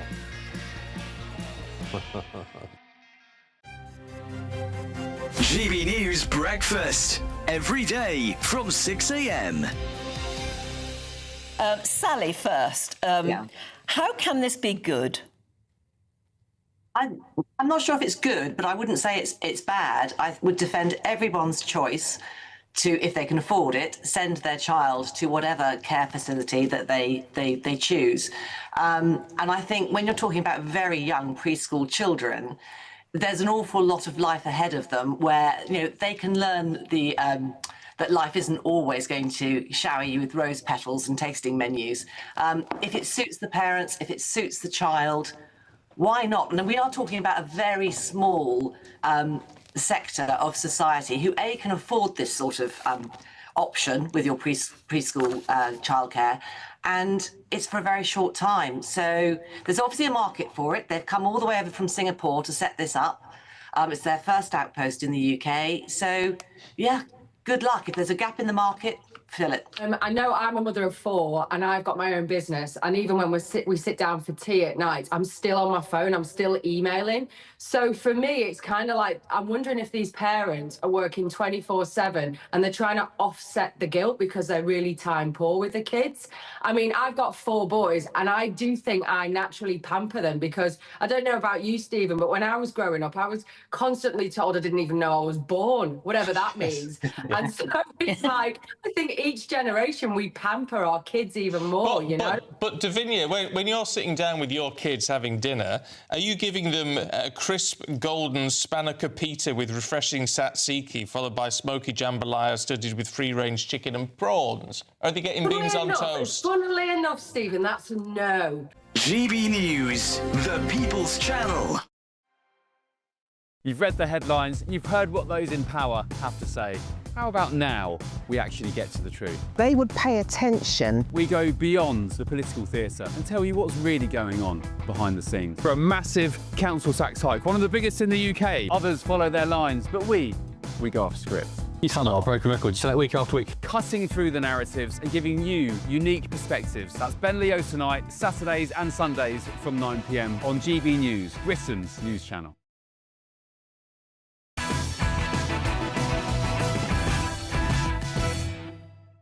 Welcome back. Very shortly, I've got all of tomorrow's newspaper front pages. But first, a hard-left LBC radio presenter, James O'Brien, has been forced into a humiliating apology after reading out vile anti-Semitic comments without challenging them yesterday. So, a warning for people who might be offended by this. Let's take a listen. I'm fascinated by objectivity, which is why I'm going to read out this from Chris. I do think it's worth saying that these warped views are not just an Israeli problem. My wife was brought up Jewish, and at Shabbat school in a leafy Hertfordshire town, she was taught that one Jewish life is worth thousands of Arab lives, and that Arabs are cockroaches to be crushed. Whilst young children are being taught such hatred and dehumanisation, undoubtedly on both sides, then they will always be able to justify death and cruelty, and it does indeed start young, but there is a danger perhaps that we only ever hear one side of the dehumanisation and propaganda process. That sparked an almighty outcry. The radio host today apologised, and later on I'll play you that apology, saying he read out the comments in the interest of, quote, objectivity. But that hasn't stopped Jewish community groups like the Campaign Against Anti-Semitism calling for him to be taken off air completely. It's worth noting that back in 2020, when Nigel Farage was sacked from LBC for daring to criticise Black Lives Matter, Mr O'Brien's response was to put out a celebratory tweet saying, "We got our station back." Is it time that James O'Brien was taken off the airwaves? Well, I'm joined now by Telegraph columnist and the author of Israelophobia, Jake Wallace-Simmons. Thank you very much. What do you think? Should he lose his job over this, or is it just a mistake for which he has now apologised? I think that what I would like to see is, it seems a long way off now, but I would like to see a country and a world in which racism against Jews is treated the same as racism against black people. That's what I would like to see. And I can tell you that if James O'Brien would have made parallel comments about black people, not just black people, about Muslims or about gay people or trans people or whatever, his feet would not touch the floor. And I think that really should be the measure by which we judge his future at the channel. So we might as well just play his apology, and I'll get you to react to it, Jake, if that's all right. So here it is. This time yesterday on the show, I read out a message from a listener called Chris, who said that his wife had been brought up in the Jewish faith and had attended what he described as a Shabbat school. He went on to make further claims about what he said she had been taught in that school. As with all the texts and messages that I read out on the programme, I did so in good faith, but the message has understandably upset a lot of people, and I regret taking those unsubstantiated claims at face value, and I'm genuinely sorry for that. And it is very important that I get that out there. So as much as I might dislike James O'Brien and And I don't think he would have shown anyone else the same kind of sympathy that he's now asking us to show him, right? But he has apologised. He says he's genuinely sorry. So does that have to be that now, Jake? Well, I think there's a deeper problem here which he did not address in that apology, and that is, why did red flags not go up in his head while he was reading this message? Why did he not notice the blatant lies, the blatant anti-Semitic content of that message and stop reading it or question it in his mind? You know, I'm reminded of George Orwell's quote that the mark of an anti-Semite is that he has the ability to believe stories that could not possibly be true. Now, whether that's true or not of James O'Brien, I can't say. I can't look into his soul, but certainly there's a lot of people who believe that it is true of him, and he didn't address that point. You know, why was it that he read it out? He's saying he did it in good faith. Really? I mean, good faith, you read something that's horrendously racist and libelous about Jewish people? That's not good faith, if you ask me. So I think that it didn't really go far enough. And look, we live in a climate where anti-Semitism is so ubiquitous, is so normalised, it's wherever you look. And sooner or later, as a society, we've got to decide what sort of society do we want to be? Do we want to carry on letting this stuff go, little apology, and carry on as you were, mate, until it begins to infest even more of society? Or do we want to draw a line? Well, one of the things that I think is fascinating about this is that when Nigel Farage made some comments about Black Lives Matter, which is when they were at the height of the protests, especially in America, and Black Lives Matter had published a manifesto, which was basically communism in all of that. I mean, you know, the destruction of the nuclear family, everything. He made some comments about them, and then all of a sudden, what load of commercial pressure was landed on him, was landed on LBC, you know, groups like Hope Not Hate, etc. There hasn't appeared to have been any of the kind of commercial pressure placed on them for essentially really insulting the Jewish community. But one thing I would like to put to you, because I am not Jewish and therefore I'm not in a position to make some of these lived experience judgment calls myself, right? But there's a lady I'm sure you're aware of called Rivka Brown, who is one of the commissioning editors at Novara Media, says, at my Jewish primary school, we were taught not only that Arab lives were worth less than Jewish ones, but that Palestinians didn't exist. So, is there a bit of it that goes on, or is that just all rubbish, really? Well, look, Rivka Brown is a hard left Corbynite. She's even more to the left than Corbyn is. Right. And she uses her Judaism, really, to attack Israel, it seems to me, most of all. So I wouldn't necessarily... I would take what she says with a certain pinch of salt. Look, Jews are, in some ways, like everybody else. In fact, as the famous Rabbi Lionel Blue said, they're like everyone else, but more so. You know, Jews have their share of nutters and racists and lunatics as well. Like we have the BNP in this country. You know, you've got the fringe nutters, but that's not the mainstream. And I would suggest that there isn't a single Jewish school, certainly in this country, and almost certainly in other countries, that puts over this kind of vile racism. It's very, very unusual indeed. Maybe some real fringe extremists in Israel and elsewhere, but they're tiny in number and they're not representative. They're about as representative of Jewish people as the BNP are of Britain. Yeah, and I think as well, it's the fact that it went unchallenged. You know, if we'd have done something like that on GB News, what would have happened? So there we go. Anyway, thank you very much, Jake. Great stuff. That's Telegraph columnist and author of Israelophobia, Jake Wallace-Simmons. Thank you. Right, GB News has approached Global and LBC for comment, but they didn't get back to us. Coming up next, first look at tomorrow's newspaper front pages. There's lots on. There is a lot of stuff involving the Macrons and Candace Owens, and if you know, you know. What about that story? The other one, though, is on the Daily Mail. Migrants are using taxpayer handouts to fund their gambling habits. That's next. I forecast a perfect holiday in the sun. Weather looking good then? For sure, and no worries about our travel insurance. All Clear Travel Insurance sponsors GB News Travel Destinations Forecast. If you or anyone you know is heading further afield to find some warm weather during the next few days, it will be hot in Italy and Greece. Breezy for the Canaries as well as Madeira. It's also unusually breezy through parts of Spain and Portugal, with an area of intense thundery outbreaks through Mallorca and more especially Menorca. But it's southern Italy where we're going to see temperatures rise to unusually high values over the next few days and into the weekend. All Clear Travel Insurance sponsors GB News Travel Destinations Forecast. Hello there, and very good evening to you. This is your GB News weather update provided by the Met Office.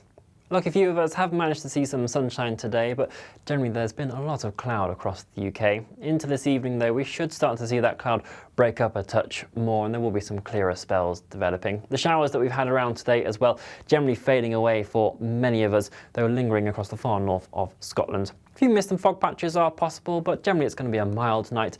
Temperatures ranging between 14 and 17 degrees Celsius as we start off Thursday morning. Those showers will still be in play tomorrow as well across the far north of Scotland, particularly the Northern Isles around the Moray Firth, tending to be on the light side, and they'll steadily move their way eastwards as we move throughout the day.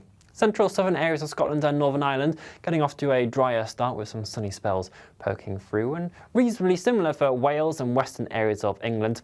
But you will just notice this rain area in the far east, and that's going to slip its way across parts of East Anglia, down towards the home counties in London, and eventually parts of Sussex and Kent as well throughout the day. So fairly damp and wet one to come here. The brightest and sunniest of skies reserved for those further towards the west, and here it should be dry and pleasant. And quite warm in that sunshine as well. Temperatures peaking around 24, maybe 25 degrees Celsius in places, 20 to 22 for parts of Northern Ireland and Scotland.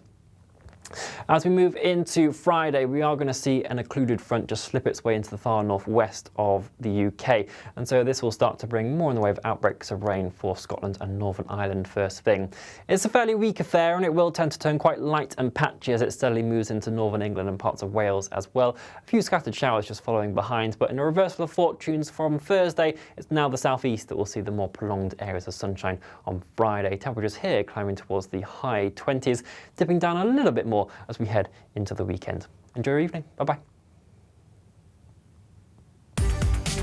From the school run to the home run, watch a new show for all of Britain. He can say whatever he wants. A straight-talking show where all voices are heard. And, you know, when are we going to stop talking about smashing the gangs and actually do it? With the stories that matter from every part of our country. There's a bit of a crash landing there for your Chancellor. Bold, fearless and standing up for you. That's me, Martin Daubney, 3 p.m. till 6 p.m, weekdays, here only on GB News. The People's Channel, Britain's news channel.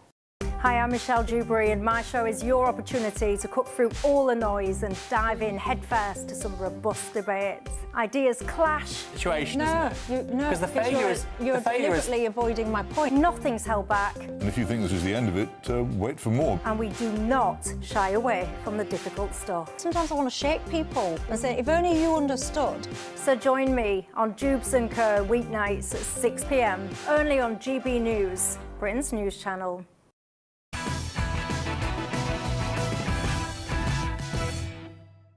Welcome back to Patrick Christys. Tonight, it's a first look at tomorrow's newspaper front pages. The Daily Express goes off for the second day running on quite harrowing pictures from Gaza. 40 years on, Sir Bob Geldof's new plea to the world.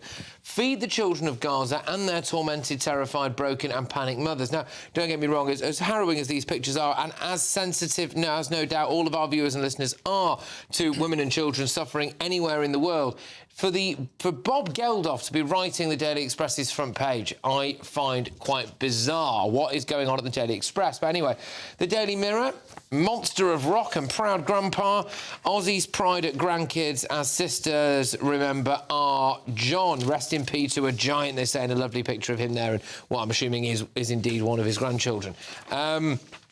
Then we've got The Sun.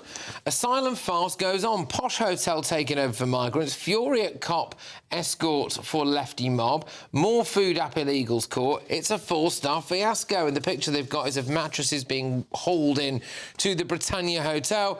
Harry and Meghan, they say as well, the stream is over. Yes, we'll go into a bit more detail on that, but I think Harry and Meghan have basically lost a bit of streaming work. The Daily Telegraph, police not ready for summer of unrest. So officers forced to choose between local duties and tackling protests over migrants. If only we could have done something over the course of the last few years to reduce people's annoyance about the level of illegal migrants that are in their area.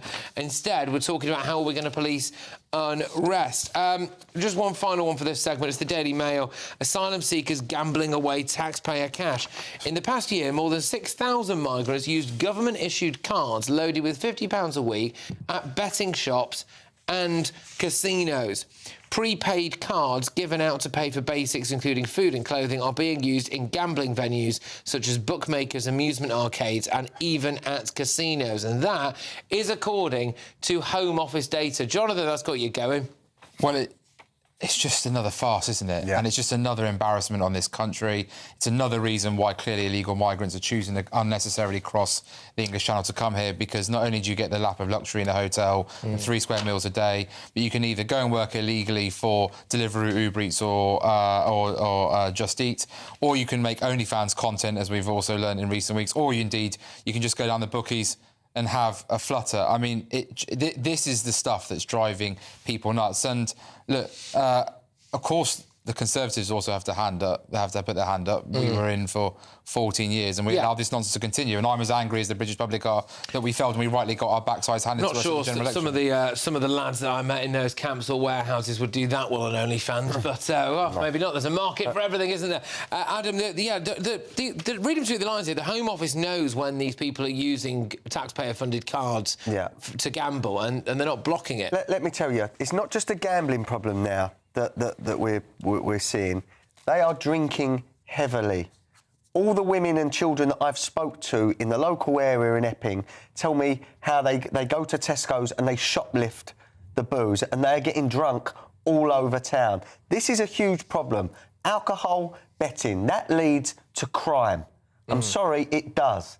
And we, the taxpayers, are funding it.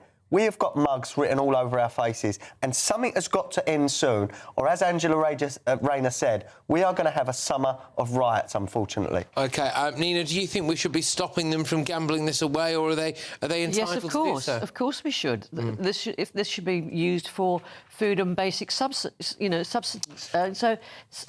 This is absolutely wrong. But what needs to happen is they need to be processed more quickly. This is ridiculous. There are men hanging about doing nothing, and they are not allowed to do anything because they are not being processed.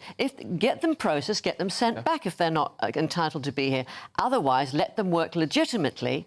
And what we do need are identity cards, so we can actually work out who these people are and make sure that they can get proper legitimate work when they are legitimately able to. We're not a surveillance state, Nina. We do not need identity cards. We do need identity cards, Adam, because how else are we to control... That is a pipe dream of Tony Blair for the last 20 years. Any sort of crisis... Nothing to do with Tony Blair, I'm thinking about. An ID card solves it. No, it doesn't. No, it doesn't. It's an authoritarian play by our government, and we will not have ID cards in this country. Well, you have a passport, don't you? Nina, you know the difference between a digital ID and an ID card and a passport to travel? No. Yes, you do. No, I do not. I know that one is voluntary to have one, but most people have one. One is voluntary. The other would have to be shown in many areas of our lives. Exactly. You have a driving licence. And how much information do you give away on social media? That's kind of paranoid, isn't it? No, it's not. Just look at China, Nina. Please. I'm going to sound patronising now, like you do to me. Educate yourself, please, on China and digital IDs. I went to China way before you even thought about China. All right. Well, let's just move on, because there is another story on the front of the Daily Telegraph here, which is UN court opens door to Britain being sued over climate change. Yes, the United Nations have given the green light for Britain to be sued over its historical contribution to climate change. This apparently includes countries like Bangladesh could be suing us. Jonathan. Right. I know, honestly, I'm so fed up with this nonsense. So, apparently, you can be in violation for fossil fuel production, so that's the government on the hook for the court. If you consume it, well, that's all of us in our homes in this TV studio. If you subsidise it, you might as well tell ceramic manufacturers to shut down their kilns and put thousands of people out of jobs in places like Stoke-on-Trent. Then they want the reparations nonsense for those harmed, I'm quoting here, harmed by climate change, are entitled, God forbid anyone has to ask for things, and then there's going to be a cooperation duty to make people cooperate. Well, the best of luck to telling the US, China, Russia, India and Saudi Arabia, you must cooperate. Just the UN, just on this stuff, sod off. I've got to say, I agree with you. Is the UN the enemy of the West? I think they're turning into the enemy of Western civilization. At the end of the day, we've had Hamas and Hezbollah operatives working for the UN. We've had sex scandals where kids have been abused from people that work for the UN.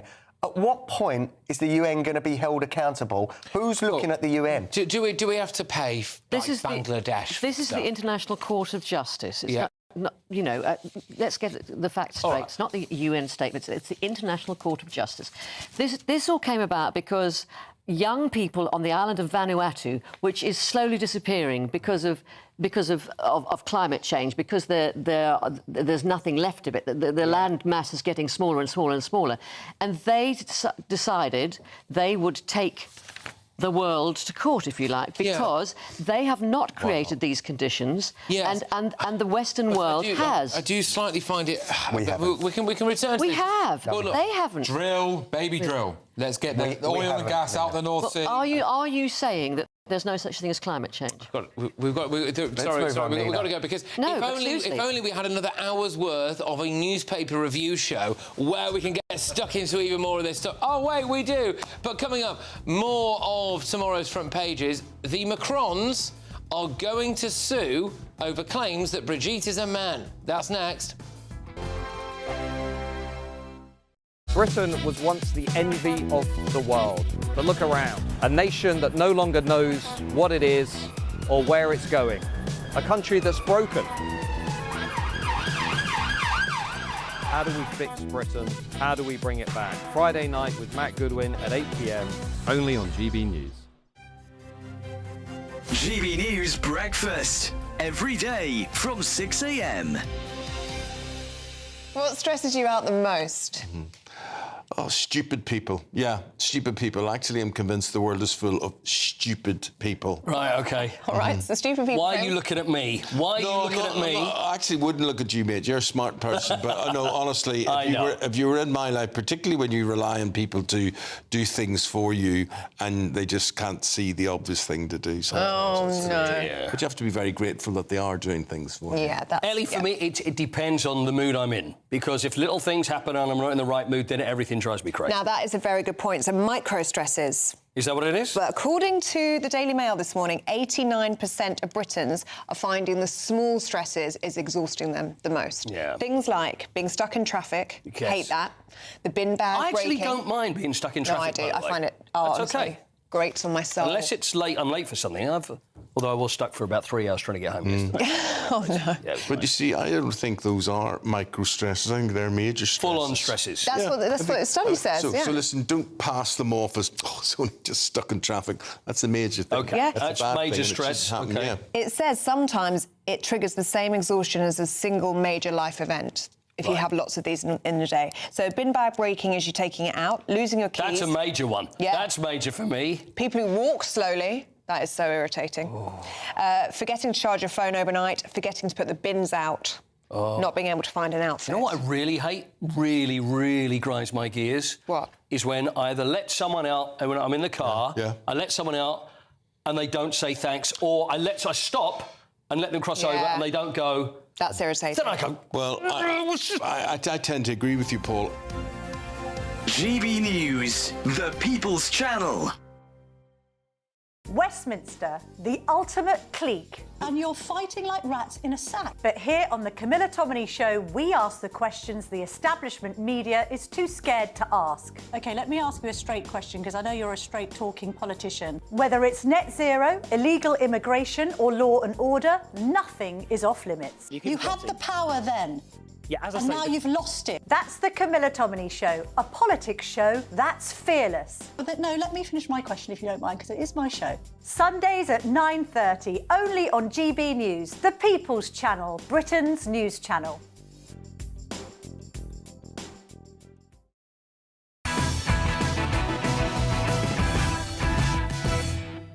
OK.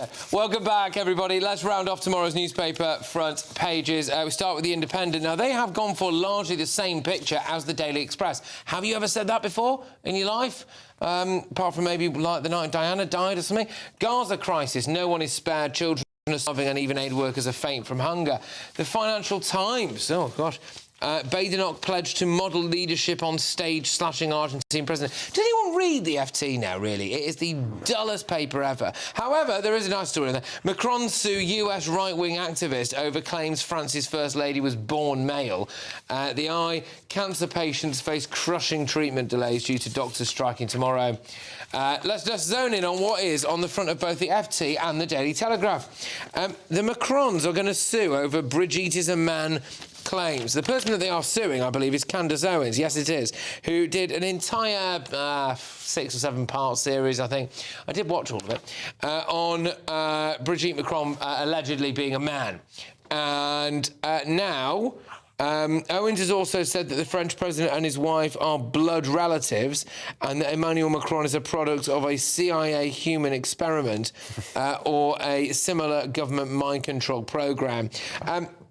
They've not to rush to Candace Owens' defence here, but they have quite selectively cherry-picked certain aspects of what she said.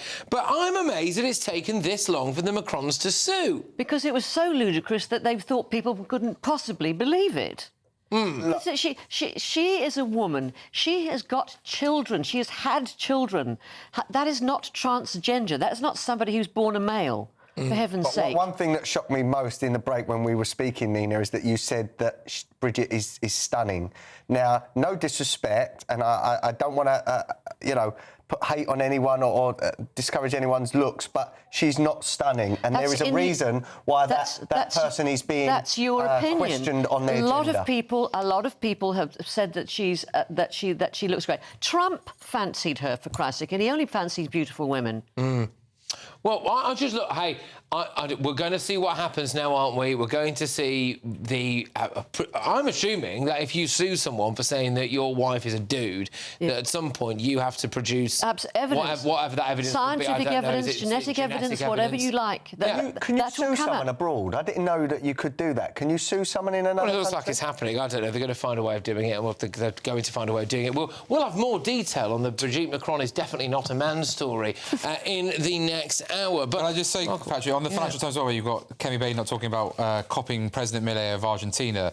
Yes. Having quickly scanned it, I sort of the headline doesn't seem to match the actual article. I don't think there's actually any detail of how she would exemplify. Although there is a quote coming out about her boasting that she's really thick-skinned, and because she's so thick-skinned, nothing bothers her. Well, it tends to show you're not thick-skinned if you're telling people how thick-skinned you are, I would suggest. And can I just say, as a former Conservative voter many years ago, that there is no way that she's going to lead an election-winning party.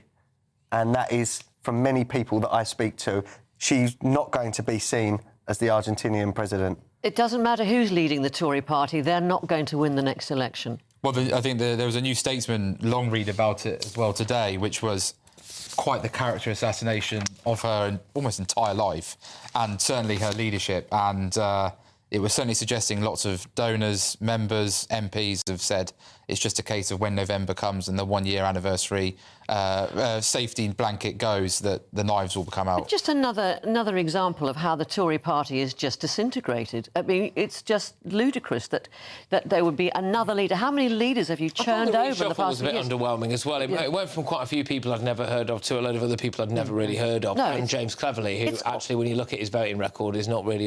Kevin Hollinrake is definitely the face of a changed Tory party. As much as I like Kevin, It's shuffling the deck chairs, for heaven's sake. It's almost painful to watch. Well, I can honestly say, I can honestly say, like, I'm in many group chats with associations across the country, and 2/3 of the members were deeply disappointed. The common quote was, "The Wets have taken over again." Right. Well, that's possibly misread the public mood. Anyway, right, thank you for this instalment of this evening's show. Don't go anywhere, though, because there is a bucket load of news that I'll be sharing with you in a moment. We've got the Macron suing over claims that Brigitte is a man. The police are not ready for a summer of unrest, and some explosive details about migrants using your money to gamble. Stay tuned.